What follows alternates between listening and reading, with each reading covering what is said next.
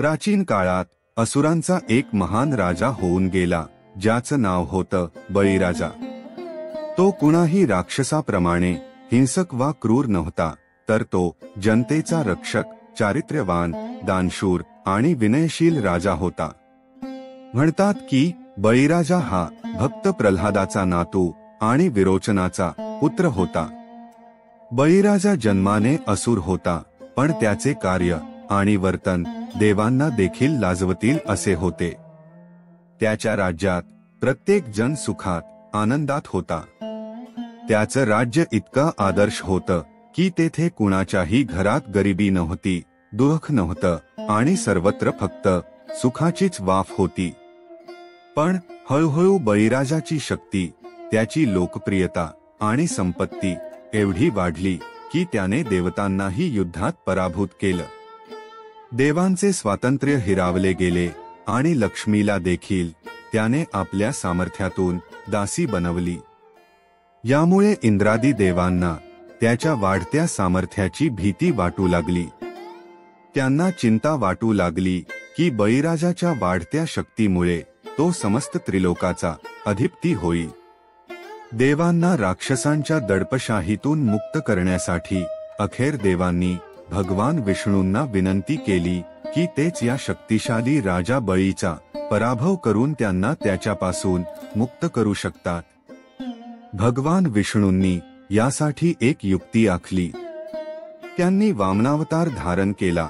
एका छोट्या बटूच्या रूपात त्यांनी बळीराजाच्या दरबारात प्रवेश केला. बळीराजा यज्ञ करीत होता. यज्ञानंतर नेहमीप्रमाणे दान करण्याची पद्धत होती. वामनावतारी विष्णूने बटुवेशात बळीराजासमोर येऊन त्याच्याकडे 3 पावलं जमीन मागितली. बळीराजाला आश्चर्य वाटलं की एवढा मोठा राजा असूनही एक छोटा ब्राह्मण बटू फक्त 3 पावलं जमीन मागतोय. त्याचं उदार मन आनंदून गेलं. त्याने लगेचच दानाला होकार दिला. पण त्याच वेळी गुरु शुक्राचार्यांनी त्याला सावध करून सांगितलं की हा साधा बटू नाही, हा विष्णू आहे, जो तुझं सर्वस्व तुझ्याकडून घेणार आहे. पण बळीराजा धर्माचे पालन करणारा, वचनपूर्तीसाठी तत्पर असणारा राजा होता. त्याने शुक्राचार्यांच्या सल्ल्याला नकार दिला आणि वामन बटूला त्याचं दान देण्यास मान्यता दिली. त्यानंतर विष्णूने आपल्या विशाल रूपात पृथ्वीला व्यापलं. 1 पाऊल स्वर्गात, दुसरं पृथ्वीवर ठेवलं आणि 3रं पाऊल ठेवण्यासाठी कुठेच जागा उरली नाही. राजा बळीची या क्षणी वचनपूर्ती करण्याची इच्छा तीव्र होती. त्याने आपल्या मस्तकावर 3रं पाऊल ठेवण्याची परवानगी विष्णूला दिली. त्याच वेळी भगवान विष्णूंनी बळीराजाला पाताळ लोकाचं राज्य बहाल केलं आणि एक वरदान दिलं की प्रत्येक कार्तिक शुद्ध प्रतिपदेला, म्हणजेच दिवाळी पाडव्याच्या दिवशी लोक तुझ्या दानशूरतेची आणि क्षमाशीलतेची पूजा करतील. तेव्हापासून हा दिवस बलिप्रतिपदा म्हणून साजरा केला जातो. हिंदू धर्मातील प्रत्येक व्यक्ती आपल्या घरी बलिराजाची पूजा करतो.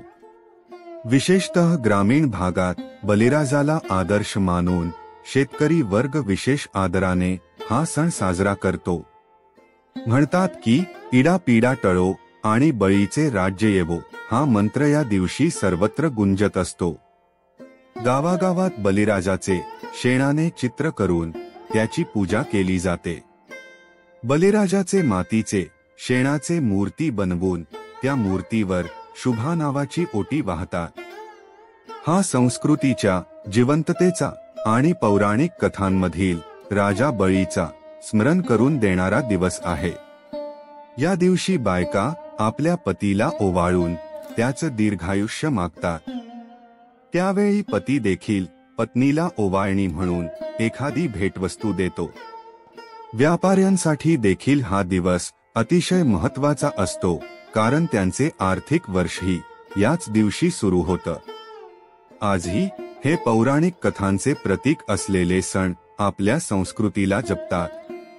बलिराजाचा हा दिन त्याच्या त्यागाची, धैर्याची आणि न्यायप्रियतेची कथा सांगतो.